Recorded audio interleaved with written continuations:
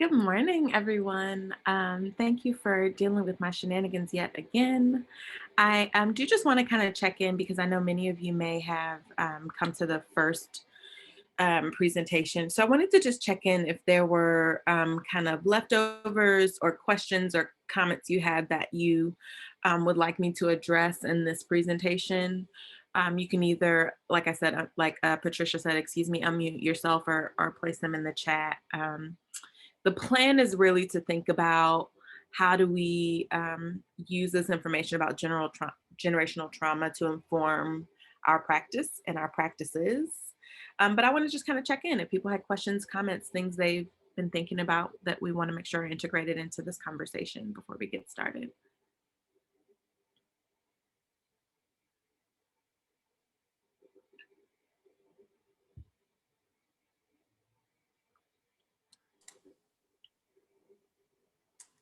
I'm not seeing anything in the chat, so I think. Okay, so let's get started. Hold on, let me start my show first.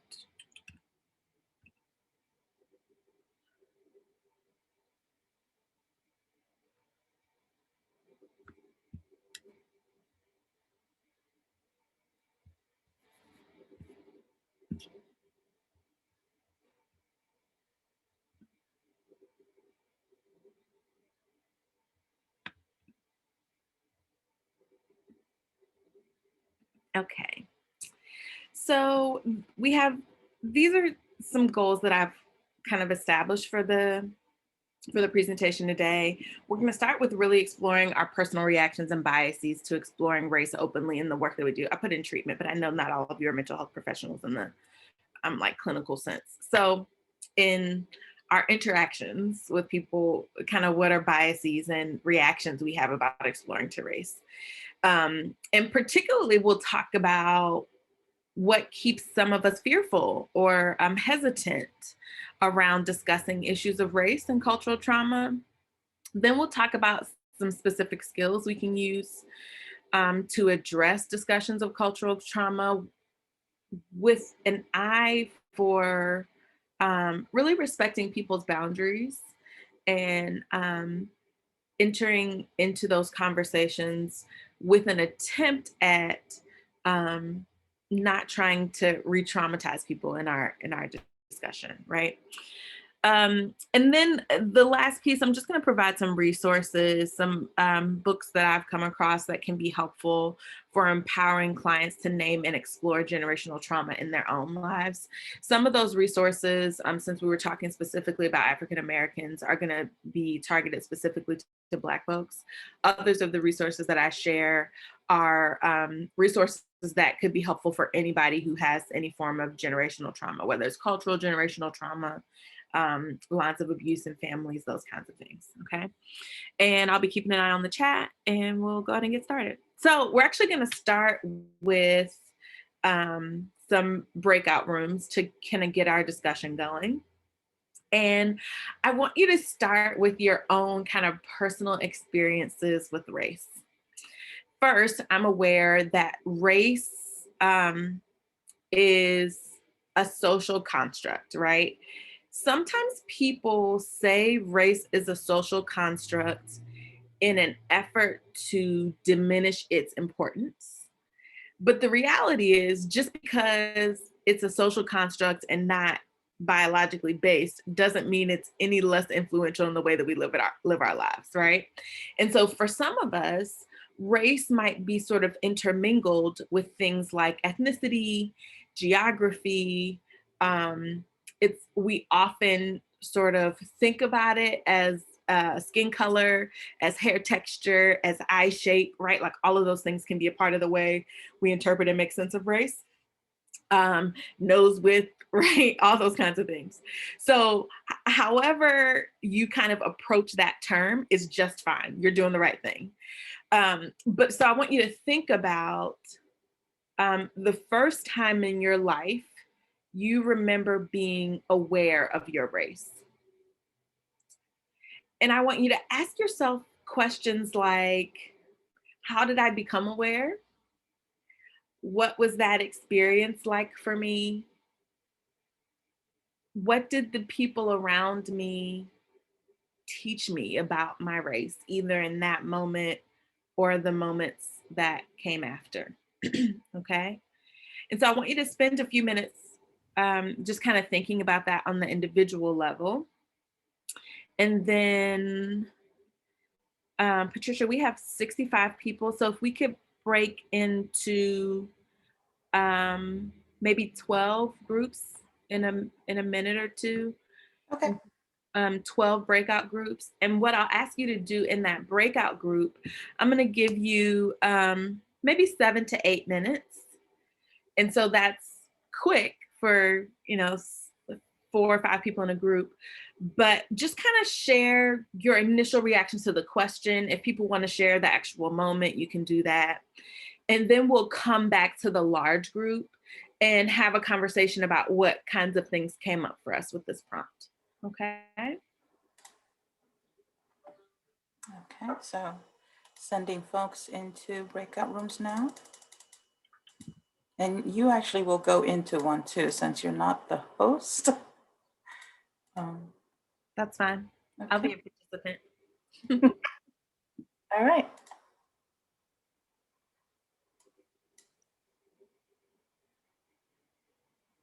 So people should see the invitation.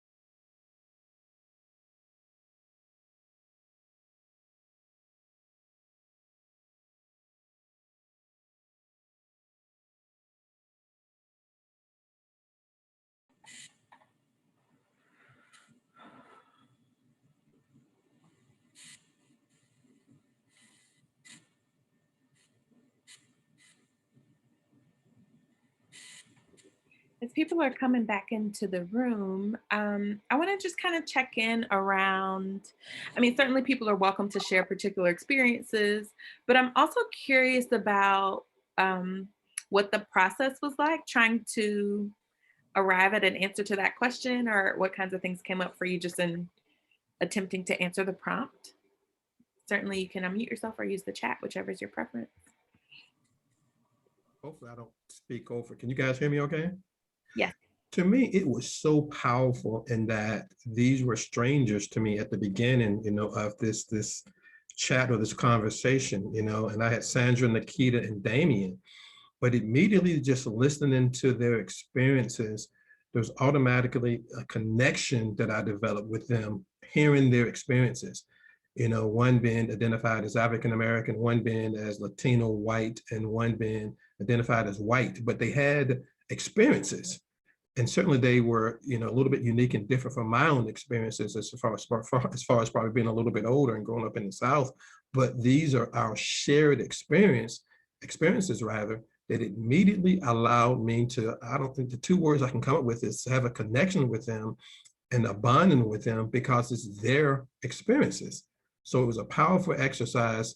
I don't know if I'm answering the question correctly, but for me personally, it was powerful. It makes me continue to feel more comfortable in my own experiences to hear shared experiences, if that all makes sense. Sure. Thank you. Anybody else?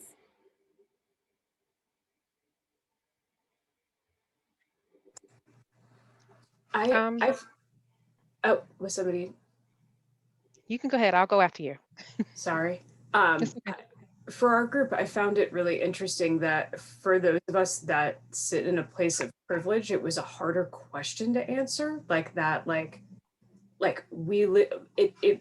And I think as an adult reflecting back, you can see just the different childhood experiences that if you sat in the world in a place of privilege, like it just didn't occur to you, like it wasn't something that was brought to your attention. Yet for people that didn't, it is a very quick thing to answer. And so I think that reflecting back on that as a child, like some of us like flying around in the world not even thinking about it because we didn't have to, but we didn't even realize it because we were so young. So looking back at it now, that was really interesting to just hear some of the common experiences like that, and it made it really clear that that is a common experience for some of us. Mm-hmm. And think about how in this country in particular, I mean, certainly all over the world, but I mean, in America, I think we do a stellar job, right, of confounding race with all of these other stratification variables, right? So race gets confounded with class, with socioeconomic status, with education level, right? And to your point, Jessica, it all begins to be organized around privilege, right? Which is a part of what we're gonna try to unpack today. Yeah. Go ahead. I think Jeanette was the other person who was gonna speak. Yes, I was just going to say, when you feel safe, you're more inclined to share and collaborate. When you feel like you're being judged or it's not a safe zone, you will shut down very quick. Yeah, that's a great point. I mean, I don't know about you all's relationships with each other because there's quite a few people on the call, but I imagine some people's response to that prompt was, I know, but I'm not gonna tell them because I don't know them. Which is fair too, right? I mean, I think there's a reason, to your point, Jeanette, that people sort of pick and choose sometimes when they will engage in these discussions, because safety is one of the prerequisites a lot of the time, right? And so then in our position as professionals, one of the big questions that we're asking ourselves, or we should be asking ourselves, is how can I be a part of creating a safe environment for this person that I'm working with? Because if I don't do that piece, then I don't give them the space they need to share, to collaborate, right? All those things that Jeanette was saying. I think that's really adept. I was gonna just share, what it brought up for me, I felt very safe and good to talk about it. And I feel like these forums are really helpful for that. For me, what it brought up was sort of the question that I feel like I've had for most of my life is, where's my place in the world? Like, where do I fit in? And what it's made me realize through attending these is that that so many other people have that question too, in the sense of, it's sometimes decided for us where we fit in, but it's not, and most of the time it's not fair where you end up falling. And that's been sort of a lifelong challenge to figure that out, with just multicultural identities and moving to different countries, and sort of sometimes being the odd man out because of the way I looked, and sort of figuring out, well, I feel like inside I'm something, but on the outside I look completely different. So therefore I don't fit in. So that was always my question is, where's my place in the world? Where am I from? What am I? So I feel like these discussions bring that up for me and help with clarity that this is something that has been defined by society for many, and it's a search that many of us go through. So I just want to mention that. Mhm. My name is Albertine, and I was sharing with my group that I left this country when I was about 18 months old and moved to Africa with my family. And so I ended up going to kindergarten there, and there was several white children and myself and one Native African little boy, I think, in my class.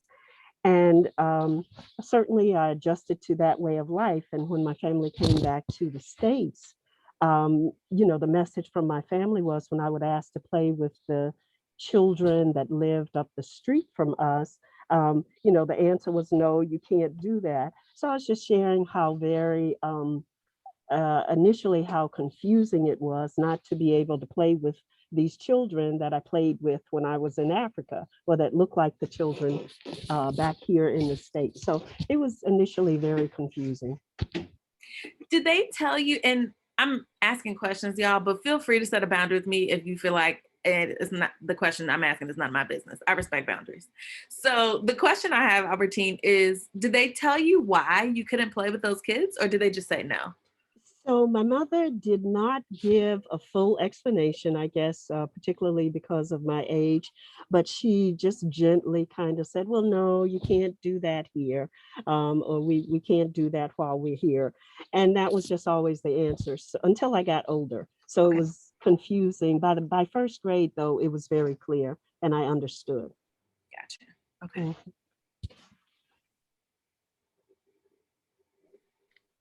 So Giovanna said in the chat, it was really quick and easy to remember the time in my life when it was experienced. Yeah, when I was writing this, I was like, I know exactly when it was, like it's a very salient memory for me. And it's for me at least, because it was it became a negative experience. There's all this like emotion embedded in it too, that even, I don't know, 30 years later, still rose to the surface pretty quickly, even just thinking about it, right? And so I think that piece is important too. And this is Giovanna. Thank you for reading my message in the chat. Like I said, it came back real quick. It kind of set the tone for how I reacted, because it was in middle school. So you're a teenager, preteen, trying to figure out, new things and so forth. But it kind of made it clear what I could and couldn't do, who and what environment I could and couldn't participate in, and how I was treated by, the teachers.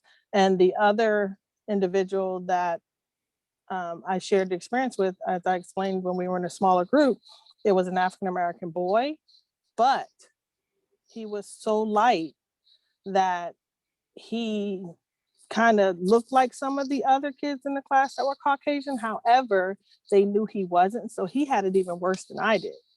So it was just different from where I came from to where I ended up living. Yeah. Thank you for that. Sorry, it's Jeanette again. Mhm. So for me, as I was telling my group, I kind of blocked out a lot of my childhood experiences. So I remember more of them as an adult than I do as a child, and it's painful as an adult. I don't. I guess I could if I really thought of, thought really really thought hard about the childhood experiences, but in the last 5 to 10 years, um, it's been it's been tough. Yeah. Mostly the last 5. So it's been really tough for me. And I think that's a great point about blocking it out too, because I mean, we know people block out traumatic experiences to survive, right? Just to like try to make it in the world. And I think a big piece of, when we talk about bringing cultural trauma into the conversation, but respecting people's boundaries, that's really the piece that we're talking about, right? Like, how do I communicate that I am a safe space to have this conversation without trying to force people to go to a place that they might not be ready or willing to go? And so I think there's really a fine line there around, I'll use the word client. I'm aware you all might use different language, but around letting the client kind of take the lead in terms of how those conversations happen. So we'll talk a bit about that too. The other piece that I was asked to write an article about the Derek Chauvin trial, because I do all this racial trauma work. And so I got asked to write this article about the Derek Chauvin trial that um, they wanted it to be released like within 24 hours after. So that my editor was like, like as soon as the verdict drops, I'll give you 12 hours, send me your article. And I was thinking, I haven't even been watching the Chauvin trial because I have to try to raise 2 children. And if I watch it, I am going to, y'all forgive my French, I'm going to lose my shit this week.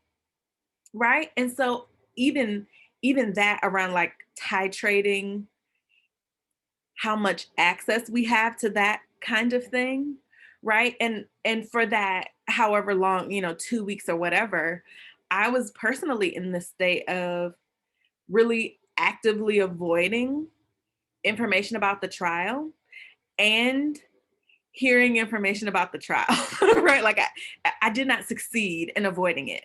I still knew that Darnella Frazier got on the stand and sobbed. I still knew the strategy of the defense attorneys, right? Just like moving around in the world, I still had access to that.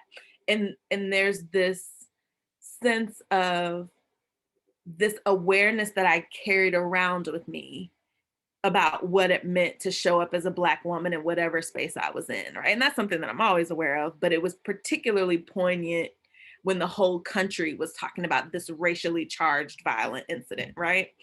And so I think that's a piece of what happens too, is that people have different entry points to discussions about race, frankly, because of our stimulus value, right? Here in America, I present as a Black woman, and people typically don't have questions about that. When I lived in Europe, I was a person of color, but I spoke Spanish well, and I was in Spain. So people were like, is she Puerto Rican? Is she Spanish? Is she Moroccan? Like people would argue with me about my ethnicity. It was funny, but right. So there's this interaction around stimulus value and geography, right? That like even the fact that you could decide whether or not race is an issue in some ways is a privilege that not all of us have. And that piece I think is really important to name too. LaDonna says, I too don't remember the incidents as a child, but definitely as an adult. Yeah. User, I'm sorry, I don't know your name. Blocking certain parts out. I too have those times. I have used the memories I do have as my teacher to be a better person and protector. I think that's a great point, that when we have the resources, like internal resources to do so, those often negative memories can be like starting points for future interactions, right? But even that requires a certain sense of being safe in the moment, right? Because it's hard to plan for the future if you don't feel safe in the moment. And we live in a country where racism is so violent that there are people who never feel safe here, right? And that shapes the way people show up with us. Other This is James. James, okay. I'm very much aware of the certain triggers in my memories. Working with kids and trying to be the protector, the encourager, the role model, showing them respect and concern, but also stepping between them and others who are trying to harm them, have all come from those bad memories. But there are certain things that I know for me, I can't share because it's not accepted by society. It's so abnormal and unusual, but I've overcome that. I'm very much aware of what it is. To answer a question about when did I become aware of my race, I can't say that those are the words I would use. I realize that my place in this world is to be the one who loves and accepts others and not condemn them, but also not to live in fear and step up and protect those who are being victimized. With that said, I feel like I'm a rarity in this society. And, I'm old enough to remember John F. Kennedy. So it's been an interesting journey. Well, I mean, I think you're right, particularly using the words like, that your role would be one to be a protector. I think people don't often have that frame. This society sort of trends us to every man or woman for themselves, right? And so that makes a lot of sense, right? That would feel like a rarity. I also think part of the discussion that comes up around race too is that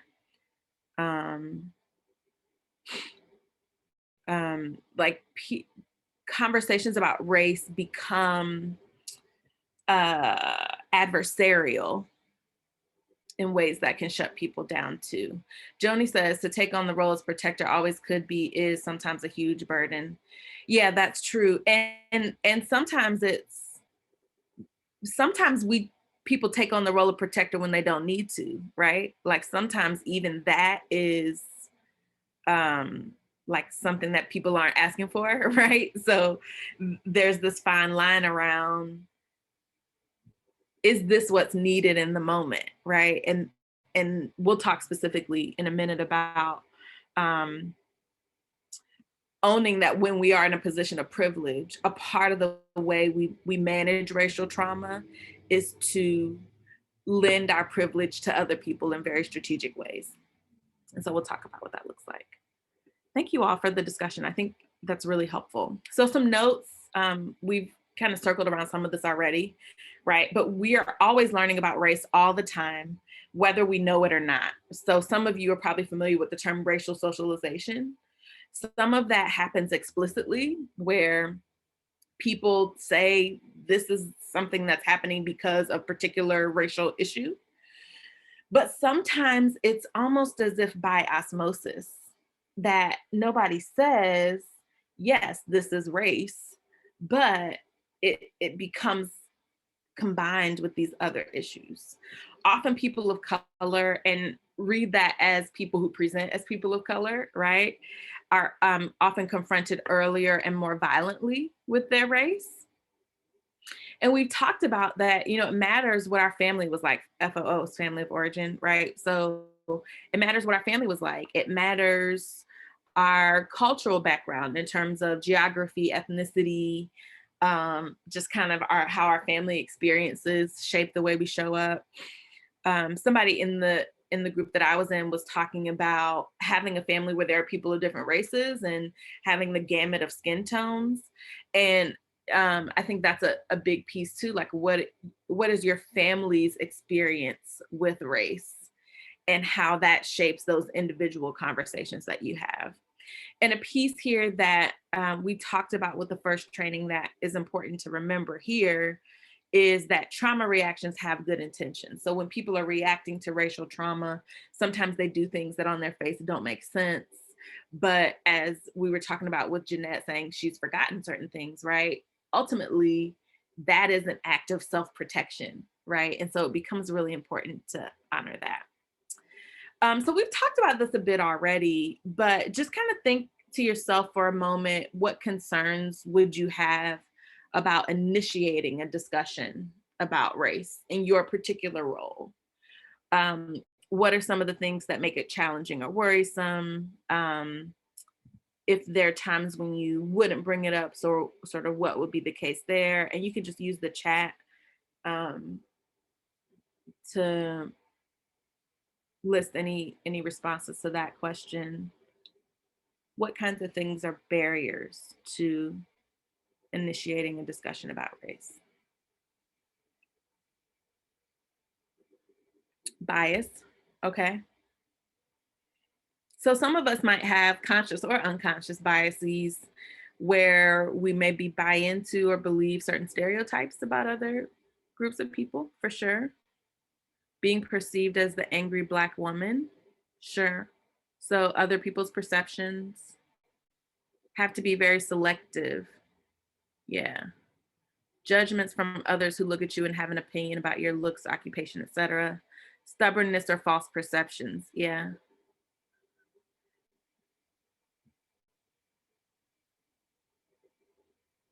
Unknowingly offending someone. Yeah, that's a big one that comes up.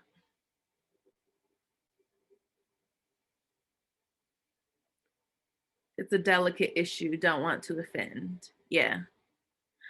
Transparency can open the door for attack. Yeah, so I don't want to open myself up to retaliation, right?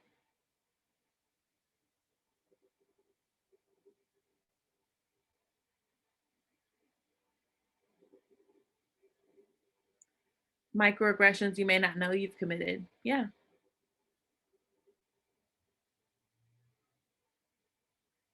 It's a touchy subject. It is a touchy subject.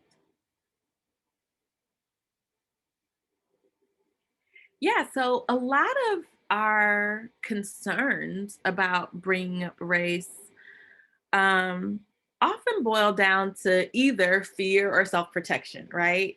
Maybe I'm selective because I know that, or I believe that the conversation won't go well, or that it'll end up becoming a negative situation that hurts me more than it helps me.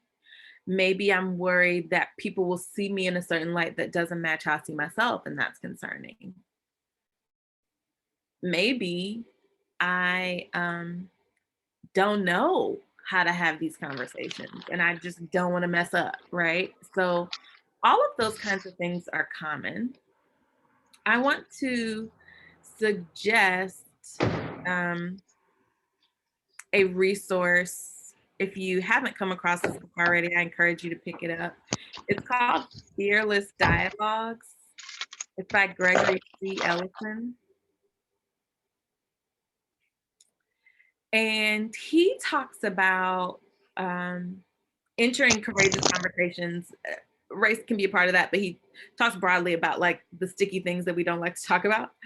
And so he talks about these 5 fears that can shape the way we enter conversations like this. And he essentially kind of moves through some strategies for how to overcome these fears. So I encourage you to pick up the book. It's Gregory Ellison's Fearless Dialogues. But I imagine that for many of us, some of these fears resonate, right? Fear the unknown. I don't know what'll happen. I don't know if it'll go well or if it'll go horribly. Fear of strangers. That's a safety question, right? I don't know if I can trust these people to engage in this conversation with me in a safe way. I don't know their intentions. I don't know their motives. I don't know their thoughts. Fear of plopping. What if I mess up? What if I do it wrong? What if I offend somebody and then I have to clean up the mess, right? Fear of appearing ignorant. What if I do this thing and it shows them and me what I don't know, areas where I might be lacking in some way. And then fear of oppressive systems, right? What if the door gets slammed in my face, whether figuratively or literally? What if the systems that are operating to oppress end up making it so that I can't accomplish what I'm attempting to accomplish? So, like I said, I encourage you to pick up the resource, but the reason for me kind of pulling out these chapters to just name for you is many of us probably have some common fears. Many of us are probably feeling, yeah, if you can mute yourself, that would be great. Many of us probably have some common concerns around approaching these conversations. And at the same time, the reality is avoidance doesn't get us any closer to a goal. Avoidance keeps us safe and protected in some ways, but it doesn't help us to move forward. Forward meaning engaging in discussions, talking about anti-racism, moving towards equity, healing racial trauma, right? So when I say moving forward, that's what I mean there. But if we avoid the conversations, it keeps us safe and protected, perhaps in the moment, and we stay in the same place. So Jeanette says matters of the heart. I'm going to invite you to say a little more about what you mean, Jeanette, but of course, feel free to set a boundary with me, like I said earlier. And so we have a decision point there around, do I want to stay where I am? Or are there some things that I'd like to be a part of making difference? And I think particularly when you're in positions like all of us are, where we are public facing, right? Social services oriented, our goals are often around helping people to evolve, to grow, to be safe, to be healthy, to be happy. And it's hard to do that if we can't engage people in a discussion about all of who they are, right? Yes, changing perceptions is a self-examination process, exactly. And so to that end, one of the things that I'm really going to encourage us to think about is to examine our own position right now in terms of how adept we feel around engaging discussions around race. Because the bottom line is the elephant is already in the room, right? Like whether or not you speak to issues of race, race is a part of the way we move in the world. And as was noted earlier, some of us just have different levels of privilege in terms of how often we have to engage it. But the reality is that when you're working in any social service agency, it doesn't matter, me as a therapist, the social workers on the call, the case managers on the call, like, right? Like anytime you're working in a public facing agency, issues of race and issues of systemic oppression are simply a part of the work that you do. Even as simple as my decision as a Black therapist, whether or not I'm going to take insurance, health insurance, is an issue of race. Because I know that Black and brown people are less likely to be insured. If they are insured, they're more likely to be underinsured. And so if I decide not to take insurance, for instance, de facto, what I'm saying is my preference is people who are in privileged positions in society. And those are the people I want to help, right? When you work for a government agency, race matters, right? And so the elephant is already there. So when we don't bring those discussions up, we're in some ways pretending. We've got to do our own homework, so to speak, around learning about issues of race. And I think it's important to, when I say do your homework, I mean, these trainings are a great start. I always provide lists of resources because I think we have to read. We have to find out the information that's available. And sometimes that's in conversation with people if you actually have an authentic relationship. But sometimes, frankly, we have to struggle with that on our own, because it's also important that we don't burden people who are already burdened by racism to ask them to educate us in that way. Jeanette says it's a purposeful consideration. Lucy says fear of oppressive systems is the most difficult since it's related to institutionalized racism and all the isms. It's great to conduct discussions and get educated, but the institutions should work hard to avoid disparities in communities. Agree, right? And here's the bottom line though, the institutions don't change unless the people in the institutions change. And so we each have an individual part of this larger process. One of the things I was saying when I ended up writing the article about the Chauvin trial is like, yeah, this was one case of personal accountability, right? And literally the week before the verdict and the day of the verdict, 2 more people of color were killed by police, right? So the system doesn't change with one move. It takes lots of people all over the system moving for the system itself to shift. Giovanna says, preparing a child for a visit with his or her parents when not in the same culture home, choosing resources and providers in the best interest of the family, having correct language. Yes. So part of the kind of key with doing our homework is thinking about me in my individual role and with my individual stimulus value, what specific actions can I take to bring race into the discussion and to be a part of the solution for healing racial trauma. And that looks different for each and every one of us. For me, in my clinical practice, it means, and I'll talk about some cases in a minute, it might mean just bringing up to the client, like, that sounds like it was a racist thing that happened to you, and that's not okay, right? Or it might be saying to another Black woman, you know, as Black women, we often get pulled to behave in these particular ways. And sometimes the expectation is that we cut off parts of ourselves to do that, right? Like just naming it can be really helpful. To the point of fear of plopping, the note I have here is that practice makes practiced, right? Practice does not make perfect, especially not when you're talking about race. But the only way to get more comfortable talking about race is to start talking about race, right? So start reading about it, start thinking about it, start writing about it. Find a conversation partner that you can struggle with together, right? Because the more you kind of build that muscle, the more adept you can feel at it. Not that you ever get it right necessarily, but that you can be more comfortable engaging in discussion around it.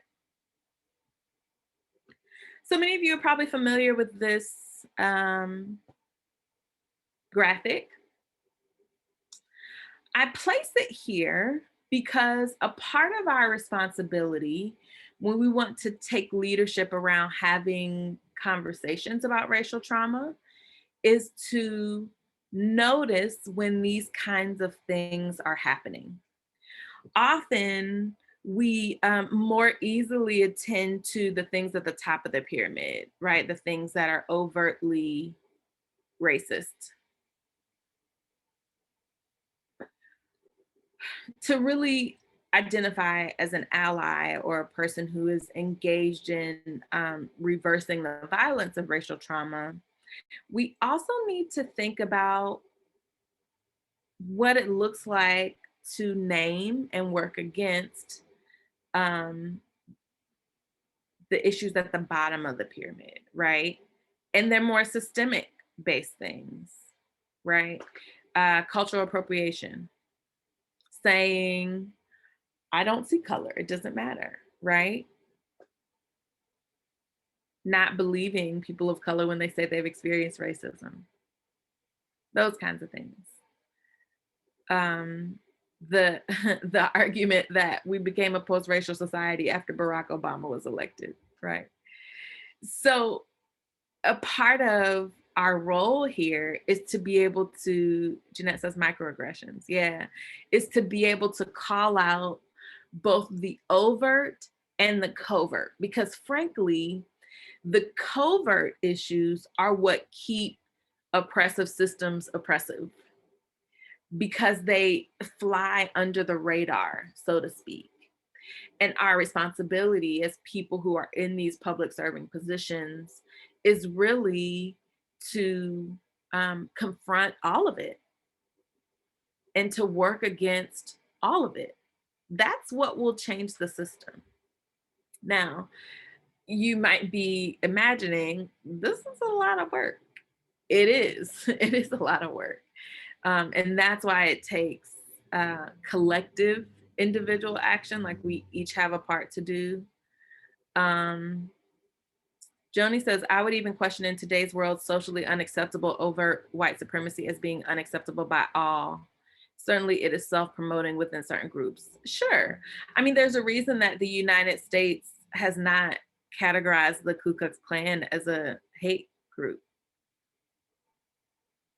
You know, like I think we, a part of the challenge in this particular historical moment is, and you know, you can make lots of arguments for why this is the case, but in some ways, now more than 10 years ago, people are really willing to be openly racist. There's the kind of, I don't want to label it as conservative Black backlash. I think probably the more appropriate term is extremist backlash to diversity trainings that center critical race theory, right? Is really all about people pushing back against the idea that racism and racist systems are wrong.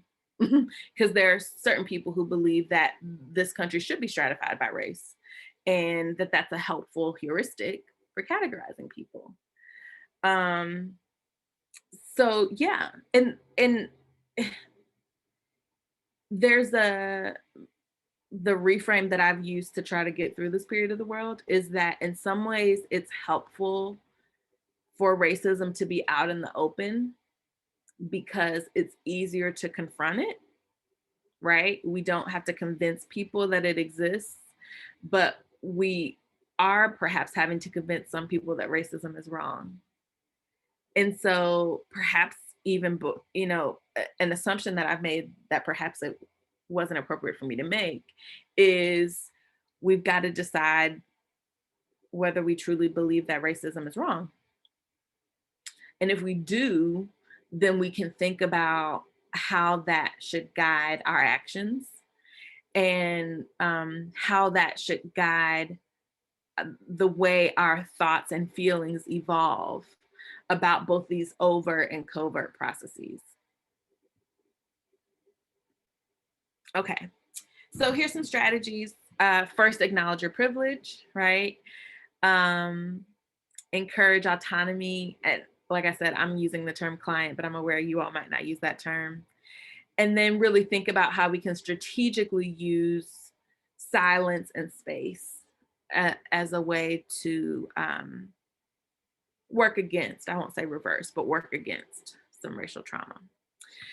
So it's important that we acknowledge our privilege, both personally, that's the do your homework piece, and openly, right? So intersecting identities matter here. And we all have intersecting points of privilege. So I'm a Black woman, that's a marginalized identity, but I'm also middle class. I'm also highly educated, right? And so those kind of identities intersect in such a way that I might experience racial trauma differently than someone else who identifies as a Black woman. And so the goal here is to actually say when it's appropriate, look, I get that I have some privileges here. And so I might be experiencing things differently than you do. So let's talk about how this impacts you.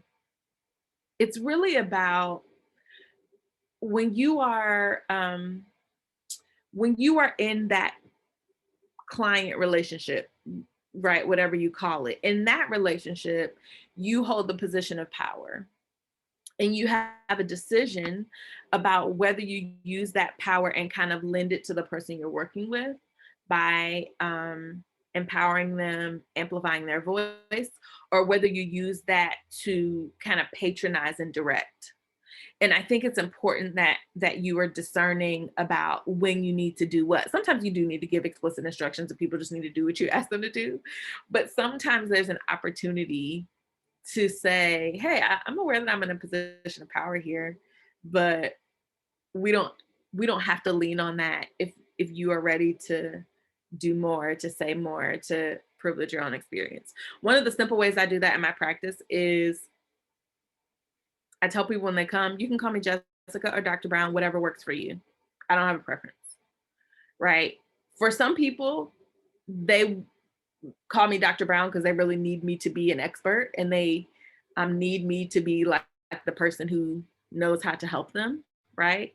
But for others, they would rather call me Jessica because it helps the relationship to feel more equal and that helps them to feel more safe. I don't lose skin off my back either way, right? But it's a simple choice. I work with lots of marginalized and folks from minoritized communities, right? So it's a simple choice that I can give to someone else that doesn't really cost me anything, but it gives the person the opportunity to have a say when in many other places in their lives, maybe they haven't had an opportunity. And so the question is, how can I let this person I'm working with choose in this moment as a small way to work against living in a world where much of my experience is dictated by other people, right? And that gets, it's not always as black and white in that as that, right? Because we're dealing with safety issues and sometimes there's a hard line. But just think about what are ways that I can empower the people I'm working with to make decisions about their own lives. And that goes to the next piece, which is how can the client take charge? What are areas where you can put yourself in the passenger seat, so to speak? This reminds me of a client that I worked with, young adult, Black male who identified as gay. You heard from my bio. I work a lot with faith communities. And so this client was particularly referred to me because he had been explicitly told by his family that because he was gay, he was going to hell. And I, of course, don't believe that, right? And so we were having these conversations about how so much of his life has been people telling him that what he is not good, is not okay. Being a Black man, being a Black gay man, right? So feeling like I don't have place in my family, also having had interactions in communities that are serving LGBTQ folks and feeling racism in those communities, right? So he really just felt kind of marginalized in a lot of different ways. And part of what we talked about in our work together was, how can you be unapologetic about being in spaces that support all of who you are? How can you set boundaries so you don't have to choose between relationship and acceptance? Like, what would it be like to have all of that, right? And our relationship became this litmus test for what it's like to be accepted and affirmed, and then how to distinguish that from rejection or even tolerance if that's not what he wanted, right? And so those small decisions around the language we use, around helping people to get into a position where they can feel prideful about who they are really, really, really important. And that happens, you know, there are these overarching themes, of course, that we talk about. Jeanette says empathy. Yeah, there are these overarching themes, right? Like equity, equality, anti-racism. But a lot of this, at the end of the day, not that those things aren't important, because we do need the meta level discussions, but it boils down to relationship. And so much of what we can do is just honor people's experiences. Sometimes we get into a position, particularly when someone's experience hits up against our own places of privilege or bias, we tend to want to, people might be familiar with the term toxic positivity, right? This idea that, oh, well, it's not that bad, or it could be worse, or here are all the things you have going for you, or here are all the things that are positive. When in reality, sometimes what people need is just for us to sit with and bear witness to their pain. And so it could be something as simple as saying, that sounds like it was really hard and overwhelming, and you shouldn't have had to experience that. In this country, particularly when we talk about racial trauma, that can be really empowering, because we live in a world that gaslights people of color for having the audacity to name that they've experienced racism, right? People get accused of, you're playing the race card, or why do you have to make everything about race, right? And the message that sends is the feelings that you're feeling are not real and you should stop talking about them. And we have an opportunity for the relationships that we have with people to be an intentional reversal or subversion of those oppressive systems which tell people you're not allowed to talk about it, you're not allowed to think about it. And sometimes that can happen in the context of our own families, right? That's a part where we talked about in the part 1 training. Families sometimes unwittingly participate in this racial trauma when we don't make space for that pain and for those discussions. And so we can be a part of the solution there simply by saying, I can't control what else happens elsewhere in your world, but here, I'm not going to tell you that isn't a thing. I'm not going to diminish your feelings or experiences. And that can be really powerful.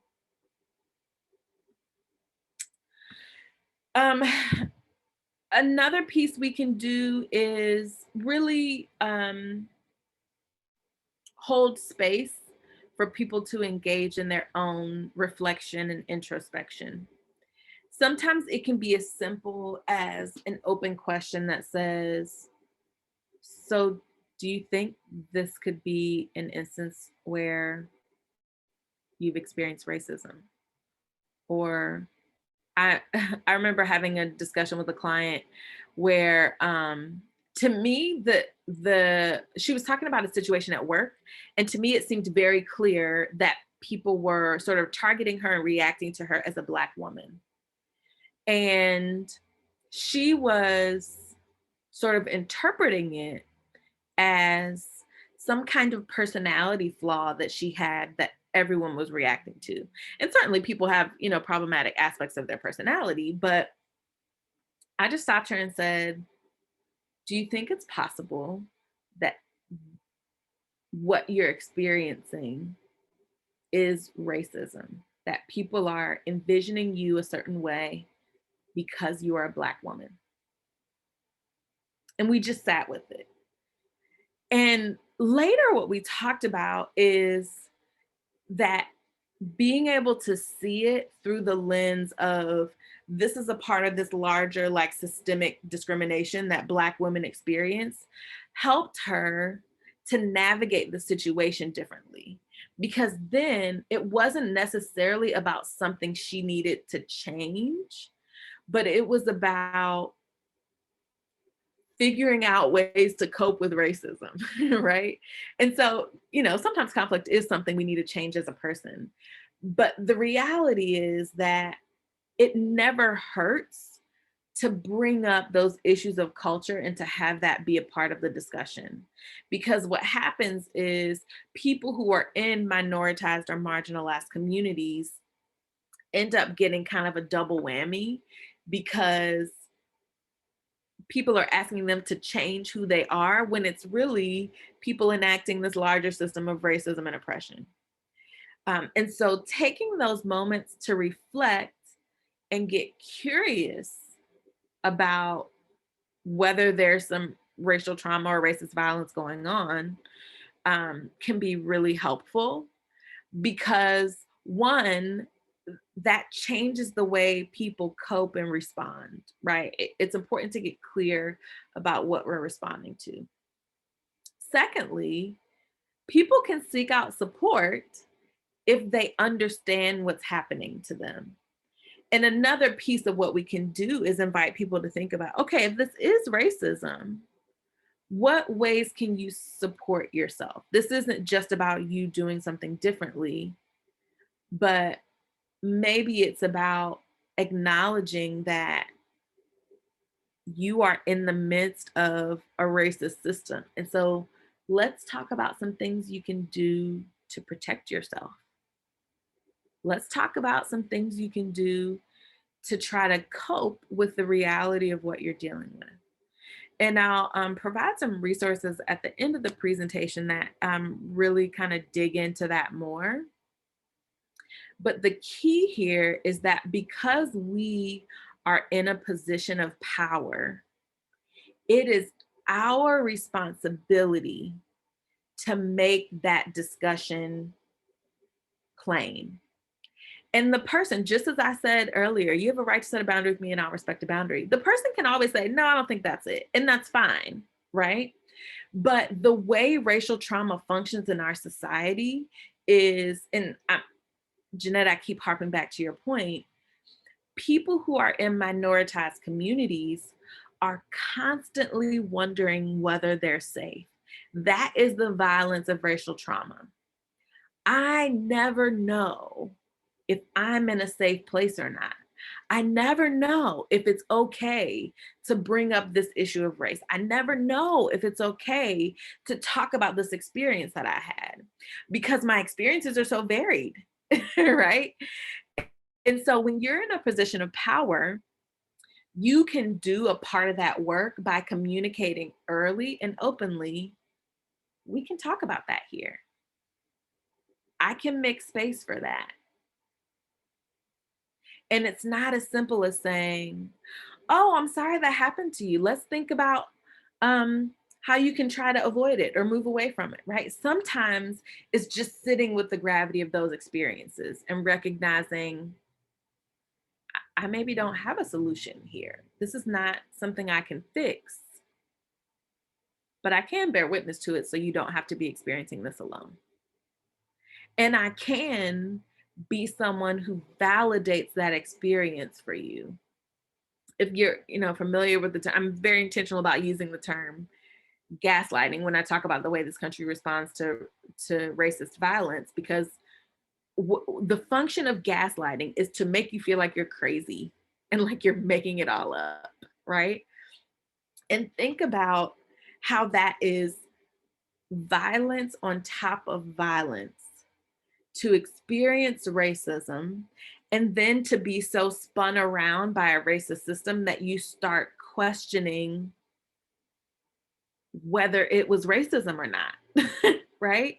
That's violence on top of violence. A friend of mine is experiencing gaslighting at his work. Yeah, it happens a lot in professional environments. And, we're talking specifically about like those client relationships, but it could also be in the workplace, right? It could be in your interactions with each other.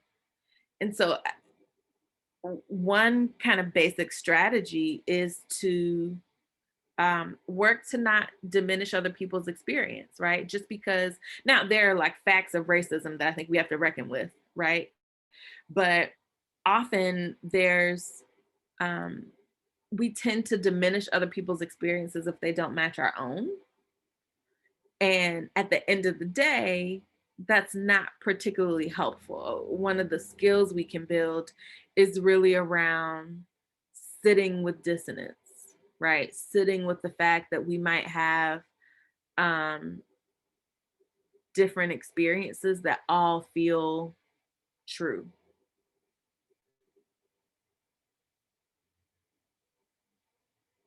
the friend experiencing gaslighting is white. Yeah, I mean, it can happen to any of us. Right. I think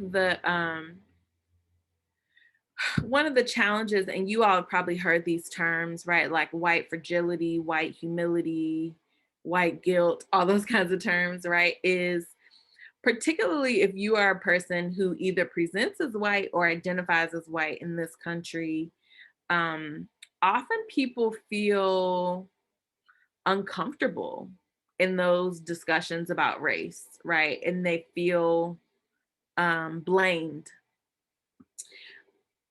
Frankly, I think discomfort is one of the things that can connect you with people who experience racism if you're a person who identifies as white.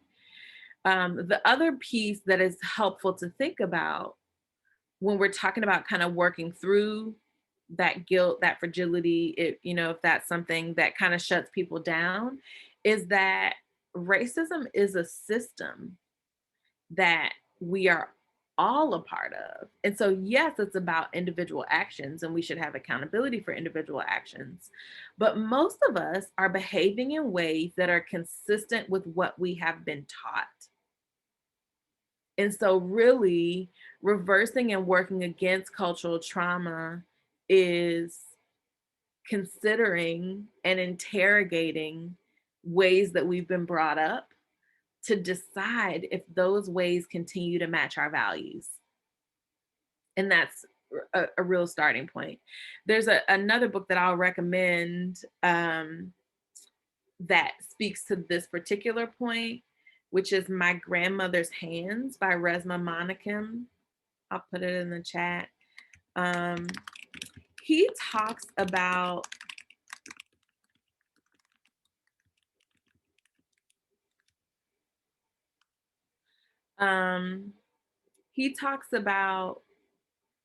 how racialized violence impacts both victim and aggressor, right? How like the history of racial violence in the world impacts everyone, not just people of color. Certainly impacts us in different ways, right? But he really talks about how to use the body as a tool for understanding and making sense of racialized trauma and then working through racialized trauma. So one of the things I talk about, I could be right, but also considering I could be wrong. Yeah, what values do we have? I think that's a really important question. Like, what are the values I'm using to guide my behavior? We don't, perhaps some of us are less introspective than others around that. But for me, my litmus test is any behavior that I'm engaging in, does that match the person I want to be or not? and that is a really helpful frame for me to try to keep in mind. But Menakem talks about using the body as the tool for both understanding trauma and healing trauma. So it's a great resource. But the reality is we have to attend to our bodies and we have to help the people we're working with attend to their own bodies. So in my clinical practice, anybody who has an intake with me has to have a recent physical. And often, because I work with people who experience racial trauma, one of the things I say to people a lot is, your body's telling on you, right? Like our bodies are aware of the traumas and stressors we experience, even if our heads try to rationalize them. And so I can't tell you how many people I have who've gone to the doctor for all these different physical issues and the doctor can't find an organic cause. But when it comes down to it, they're experiencing all these different stressors that they haven't given themselves permission to name. And so it's important to use the body as a point of introspection and reflection for our own experience. If in your interactions with a particular person or in a particular environment, you become tense and hot, don't push that away, right? That your body is trying to tell you, you don't feel safe here. And that's really helpful information, right? We can attend to gut and intuition, right? And not just, sometimes we become so educated that we forget the wisdom of our bodies. And I think that's frankly pretty dangerous. Our bodies are one of the most important educational tools that we have. And I've realized that when I'm kind of taking better care of my body, I'm more regulated and I'm a better clinician, right? Because I can attend more to shifts, I can be more present, I can manage my own experiences better, and thus be a better conduit for my clients, managing their experiences. So we have to pay attention to our bodies.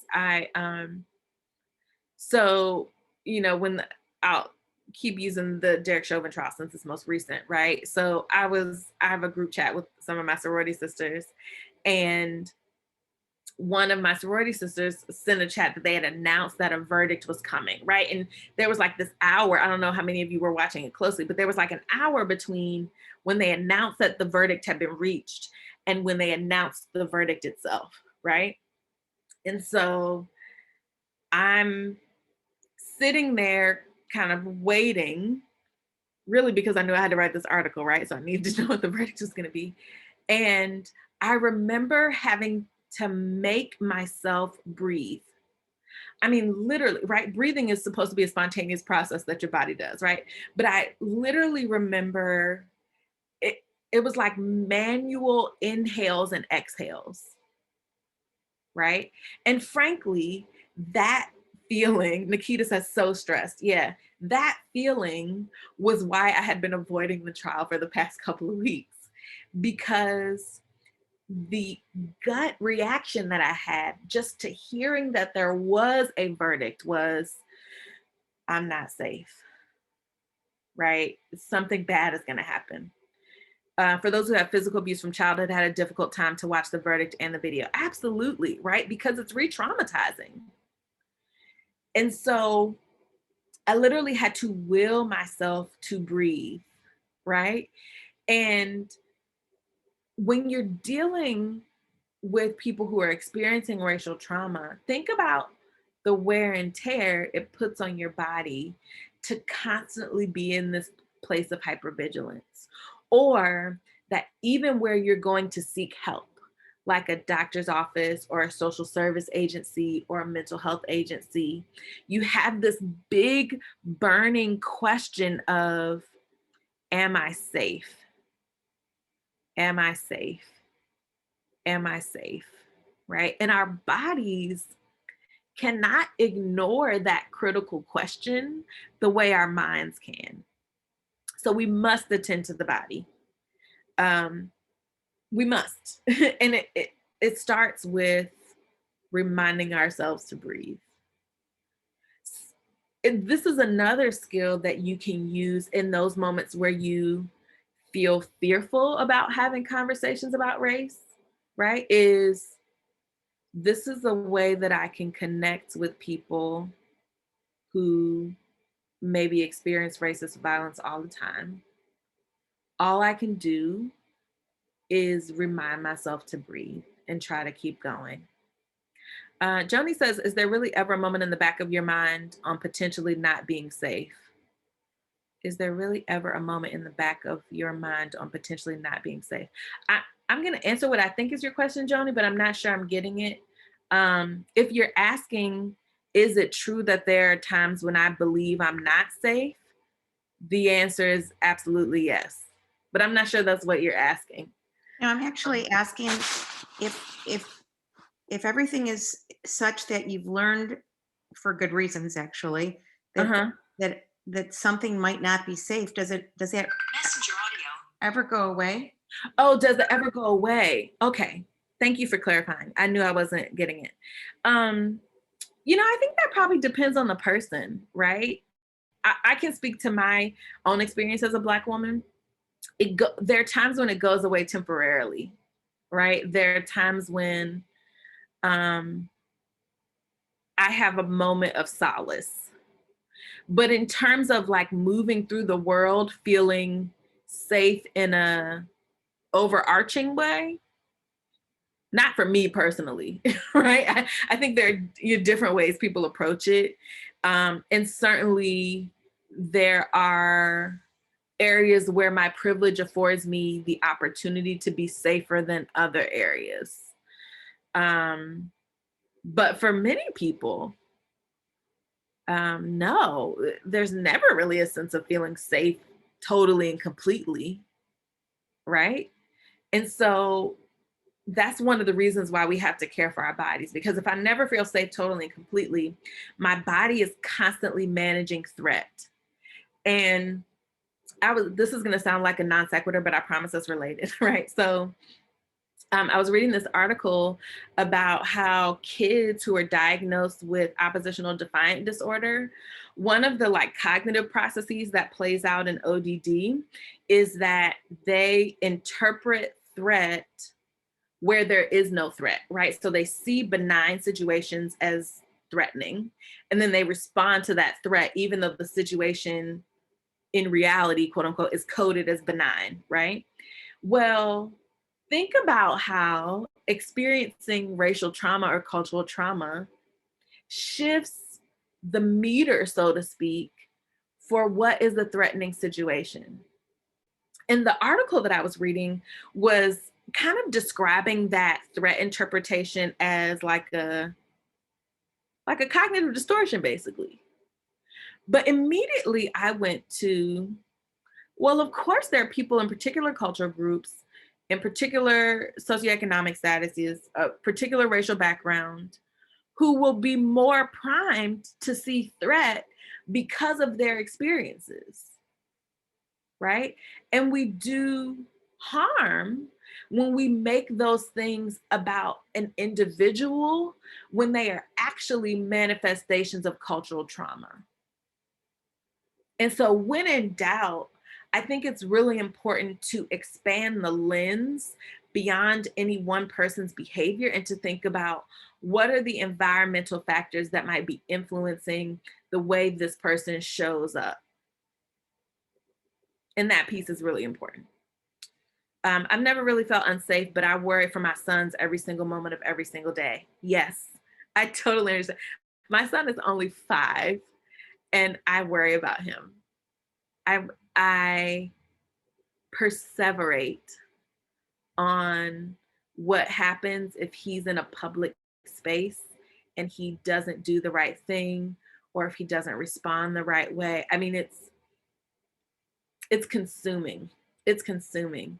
And my husband is a CNN junkie, and he was watching CNN, and I can't even, it happens so frequently that I can't remember who it was right now, but the people on CNN were talking about a person who had been shot by police, and there was this discussion about, you know, whether it was undue use of force and all that. And my son happened to walk into the room, and he's like, "The police shot somebody?" And my husband's like, "Yeah, he shot somebody." And my son goes, "They're not supposed to do that. Police are supposed to keep you safe," right? He's 5. And so my husband and I look at each other because we have this moment of like, is now the time when we have the talk? Like, is now the time when we talk to him about how people who look like us don't get the same leeway? You know, like, that's a heavy burden. It's a heavy burden. And of course it shapes the way I parent. Of course it shapes the discussions in our home. Of course it intersects with this issue of, am I safe, right? And for many of you all, right, you're working with people who could be in trouble for various reasons. The Micaiah Bryant, right? Well, the discussions that are happening around her, right? She was wielding a knife, and so the officers arguing that that's why she was shot.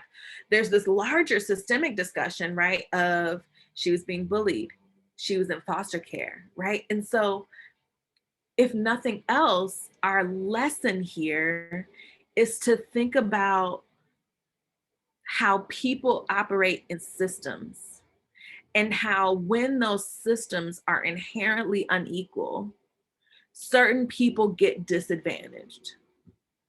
And from my perspective, my personal value is that I don't want to participate in the system doing what it's always done if I can instead be somebody who sticks a gear so that the system is at least forced to shift itself in some little way. And so we can name dissonance, right? We can tell the truth about what's happening in the world and how that can impact individual people. Sometimes, depending on your stimulus value, depending on the person that you're working with, depending on the situation, there might be an opportunity to provide some psychoeducation around how cultural trauma impacts people.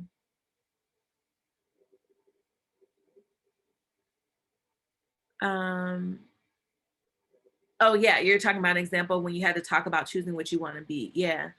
And so, this matters for us and our families, right? When we have those conversations about race.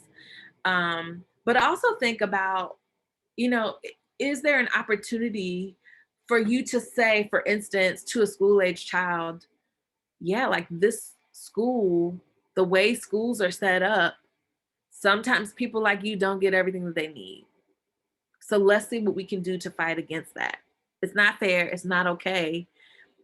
It's also the reality, right? And so it's important for us to tell the truth to ourselves and to the people that we're working with, and to honor that even people's interactions with us might be resultant from cultural trauma, because regardless of how you present as a person, you represent the establishment and the status quo in this government job, right? And to many people, what you represent has been harmful to them. And so it's important for us to reckon with that. I think it's also important that we honor that, people, for instance, if you're dealing with a situation of abuse or neglect, some people might not want to call it that. Some people might not, or might have a hard time sort of reckoning with, this is the person I love, but they've also done something that is harmful to me, right? And we don't necessarily have a solution for that, but we can help people sit with that dissonance and the uncertainty. Some people, the family needs to be protected, so to speak, in the sense that we can name a behavior and talk about how the behavior is problematic without villainizing a particular person. And that piece becomes really important, right? Again, if at all possible. I know that many of you in your roles, the bottom line is safety. But if it's at all possible, one of the things we want to do is to let that person take the lead in terms of how they discuss the situation, having them articulate, okay, what do I want the quality of this relationship to be? And to take it from there.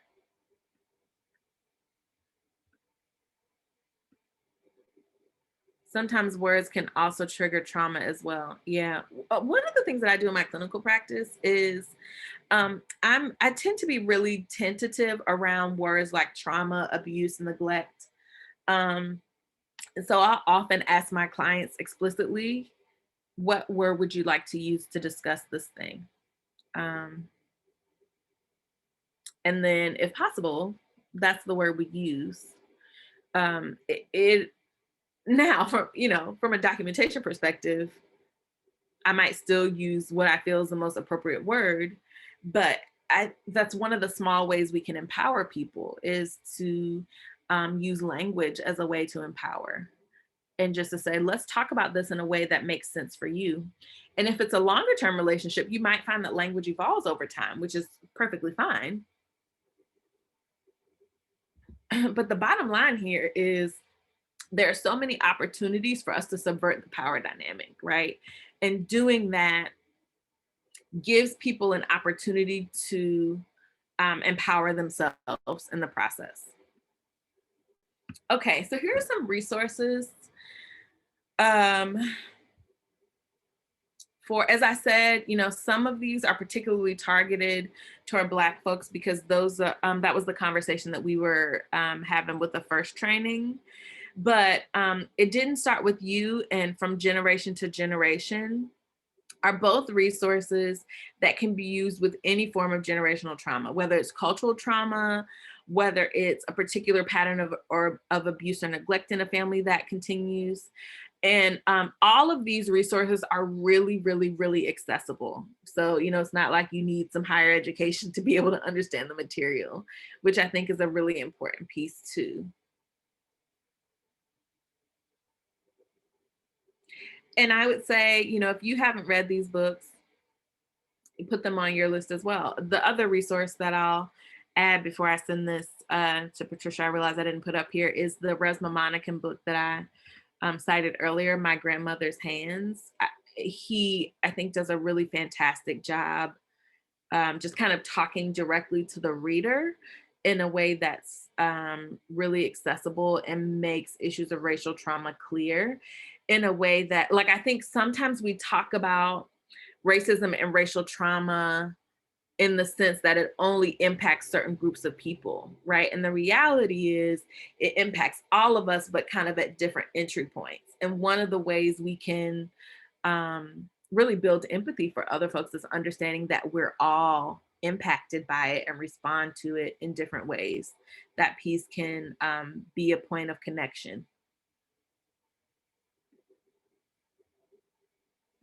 Okay, and then I have some other references that I think will be helpful when you're trying to navigate this work. So we have, I wanted to leave some extra time for kind of discussion, questions, comments as we're working through this material, because the intention behind this training was really to think about our personal points of entry to this work. So I'm just curious what kinds of things are coming up for people, comments, questions.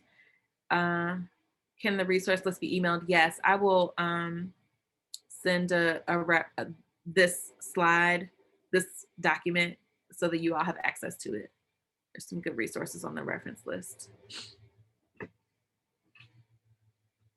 What other thoughts, comments, concerns come up for people as we're talking about this?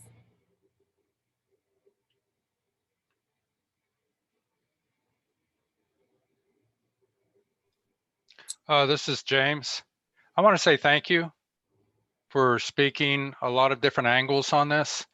There are a lot of things that people are hearing out there, and I'm trying to figure out, how I can better serve the folks that I'm around and people I come in contact with through stores and whatever. So, I want to say thank you for your transparency and your care.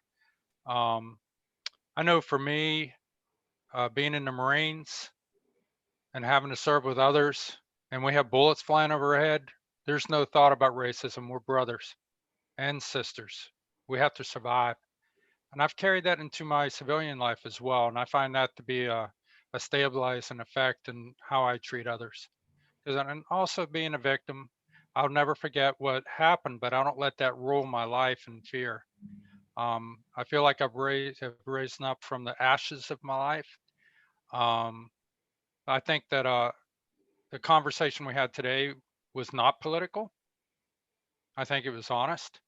What concerns me is how people politicize both ends of this. And it's just really concerning for my children. What kind of country are they going to receive?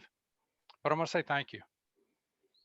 Thank you. I mean, you raised I've, a couple people in my family who are in armed services, and I've heard many of them say, like, there's no racists in foxholes, right? And so to your point, I think that's a really important, like, cultural framework that a lot of people have. And one of the practices that is important when we're doing this kind of work too is thinking about all the different levels, right? So at the individual level, what you're saying is so true, that at the end of the day, our responsibility is to protect each other. And at the same time, there's racism in the armed forces as an organization, right? And so we're kind of constantly straddling these different levels that I think when we get to a point where we're able to kind of just acknowledge those different levels, not necessarily do something with them all the time, but to acknowledge those different levels, it's really important. And to your point about politics, absolutely, politics has become incredibly racialized in our country. And for me, that goes back to the discussion around values, right? What are your values and how do your values lead you to act? Because we live in a world where there are lots of different competing values and we don't all have the same goals for what we think our country should look like. So, it begs that whatever level of influence we have, we act at that level of influence with integrity, whatever that looks like. Lucy says, we're going through difficult times. Talking is a great way of dealing with situations, being truthful, open, honest, practicing mindfulness, meditation, breathing in and breathing out. Yeah, I think we do. That's why I was kind of harping on the point about taking care of our bodies, because if we're going to do this work and be change agents, so to speak, we have to take care of ourselves. One of the times I did the generational trauma workshop, somebody asked me a question of like, how do I take care of myself when I spend so much of my days teaching and talking about racial trauma? And one of the big things I do is try to take care of my body. Like I'm really non-negotiable about my sleep. I have to be very careful about exercise, right? Because if I don't, literally my body will shut down, right? That's how people respond to stress. And so it's important to be able to acknowledge that. Joni says, maybe we are at a point in our country of feeling like we are crawling into foxholes, but we are crawling together with like-minded people. I mean, that's the hope, right? Frankly, one of the strategies that I try to work through with people when we talk about coping with cultural trauma is like, how do you find those safe spaces where, and sometimes it is people who are like you in terms of race or culture, but sometimes it's just people who you don't have to explain yourself to in that way, that we have a shared agreement about these are the things that are happening in the world. And like I have white colleagues and friends who, if something happens that's really racially charged, will send me a text or call me and say, hey, I'm just checking on you. You don't have to respond. You don't need anything. I don't need anything, but I just want you to know I'm here. Right. And so it can be helpful if there's sort of cultural matching, so to speak. But for me, it goes back to, it's people who have like values, right? Who are fighting the same fight, so to speak. And a part of what we all have to decide as individuals is, what do I think and feel about this? And how does that cause me to act?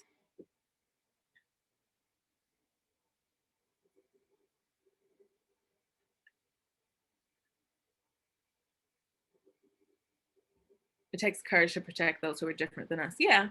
And, like I said earlier, sometimes they need protecting. Sometimes they need us to just have their back and they can fight for themselves, right? And so a part of our process is having them to identify for themselves, what do you need and how can I show up for you?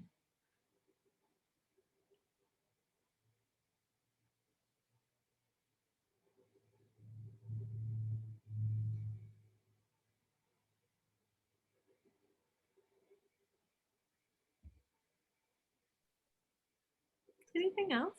Yes, Dr. Brown, of course, there's something else. Thank you also, and I too belong to a fraternity, and certainly you are quite brilliant. So I'm gonna ask you this question. I'm gonna task you with a great amount of power, and you help me to come up with a solution.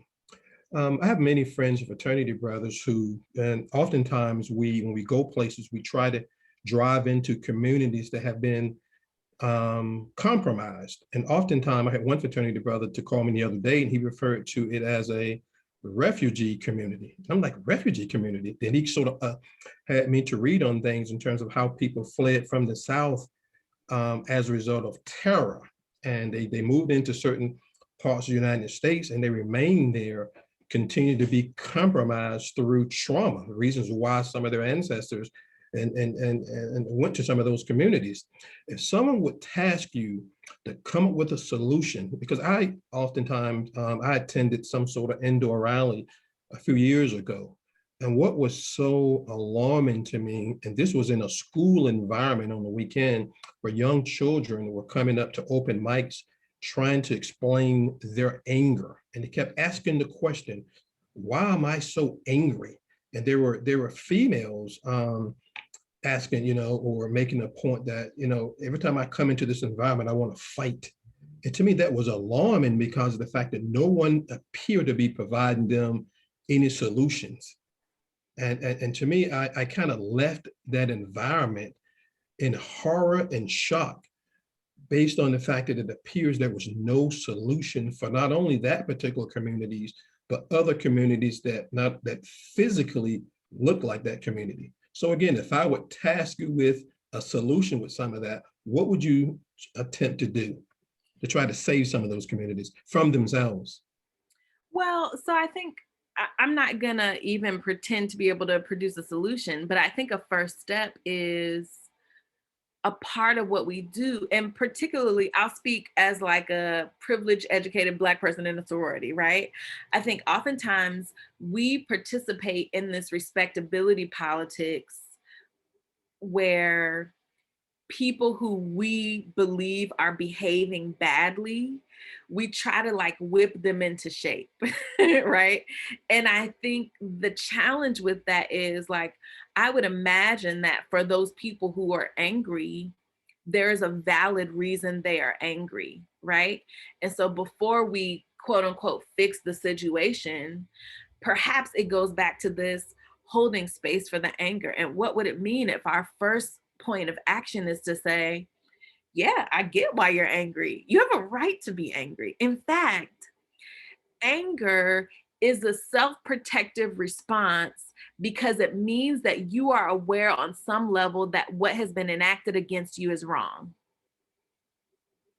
Right? And so I think we, especially people of color, we are very quick, and we do it to ourselves, right? To tell people, don't be angry, because we've been traumatized by people's reactions to our anger. But the danger is that we send the message that that anger is not valid, which also perpetuates the trauma, right? So I think my first strategy would be, how do we make space for and validate that anger, right? Because when we can dig into what made you angry, how did you get there, what about it makes you angry, often there are strategies that can help guide you, right? Anger becomes unproductive when we don't reckon with it. But when we reckon and sit with anger, often we find solutions right there because we can get intimate with what about this situation made me angry? And that then becomes my point of intervention. What made me angry? That I got written off, right? That people didn't listen to me. So then the point of intervention is, how do we engage in discussion so people in this community can be heard? I know that was a non-answer, but Richard tried to put me on the spot, and I did what I could. No, I don't. I unfortunately do not offer therapy in languages other than English. I am not. At one point in my life, I was fluent in Spanish, but that is not the point that this is now, because I haven't done a good job of it. So, but I do know some great Spanish speaking folks who can like talk about issues of racial trauma. So if it's Spanish, then I can at least send you a reference. But yeah, I think a big piece of one of the ways we fight racial trauma is by allowing folks to have. Lisa, can you send me an email to remind me, and then I'll I have a couple of names I can send you. One of the ways we sort of reckon with the violence of racism is by making space to validate the experiences of people who've experienced that racial trauma. Is there space for those of us who have learned how to cope? I think who have learned how to cope, it would be awesome to have a collection of answers and ways to do good for ourselves and all. I mean, maybe that's something that you all, create as an agency. There's, I did just kind of a curse. I always kind of check the Google every couple of months to kind of see what's popping up. And there are great like blog posts and resources for people who respond to generational trauma in different ways. Some of that is as specific and technical as using specific therapy systems. And some of it is like, there's a new book that I can't wait to purchase that actually just came out last week or is coming out this week. It's called Restorative Yoga for Race-Based Trauma. The author is Gail Parker. Restorative Yoga for Ethnic and Race-Based Stress and Trauma, right? So the good thing about us kind of openly having these conversations about race is that there are always more resources developing, right? Some of those are print resources, some of them are websites, some of them are videos, some of them are communities that have gathered. Yes, I have heard of cell memory, James. I joke with all my undergrads that my brain must have turned off during the biological basis part of my graduate education. And I'm like smart in a lot of things and dumb with biology. So I can't go into a lot of detail about it, but yes, I've heard of cell memory. And it's really kind of what has been established, so to speak, is that trauma is not just a psychological and emotional experience, but it's also a biological one, right? And that we are impacted by the trauma that people before us have experiences down to our DNA, right? So that's really fascinating stuff that someone else will have to say more about.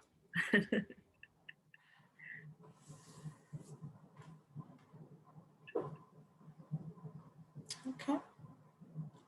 Well, if there are no other questions, I think we can thank Dr. Brown for her time and her knowledge and willingness to spend time with us. We really appreciate it. Thank you very much. I know people again were very interested in the discussion, and I think DFS does have an equity group. So certainly, for those of you who are wondering sort of what's next, I would encourage you to, speak up to, share with your supervisor or reach out to your equity, folks, and just kind of give them, maybe, give them the links. I know I send out, the links, we're sharing the links out to our leadership so that they can be aware of, the things that we are training on. But yeah, I mean, any of those resources or any of the thoughts that Dr. Brown has shared or other people have shared, I think folks would want to, hear about them. So push them up so that it can be, spread out across the agency. So yeah, I had an agency that started a Google document. Okay. And people would add resources that they came across that were helpful related to like race-related stress and cultural trauma. So that could be something that could be helpful for the agency, and people can access it and add to it as needed. Oh, that's an awesome idea. Thank you for that. Yeah. And, pretty low tech, like low resource. It doesn't require meetings upon meetings to figure that out. Thank you. That's a great suggestion. I appreciate that. Okay. So yeah. So again, if there are no other questions, I think I can, like I spoke for the collective in the beginning, I think I can speak for the collective now to thank you very much and say that we really appreciated the time you spent with us. So with that, I hope everybody has a good rest of the week. Thank you for joining us on this early Monday. And Dr. Brown will send the presentation slide, so I'll send that out. And then once I've posted it, I'll also send out the link. So in case you missed anything, I know we had some folks who joined us a little late, so they can catch up. So again, thank you very much. Really appreciate it. Bye. Thank you all. Take care. Thank you. We appreciate you. Thank you, Dr. B.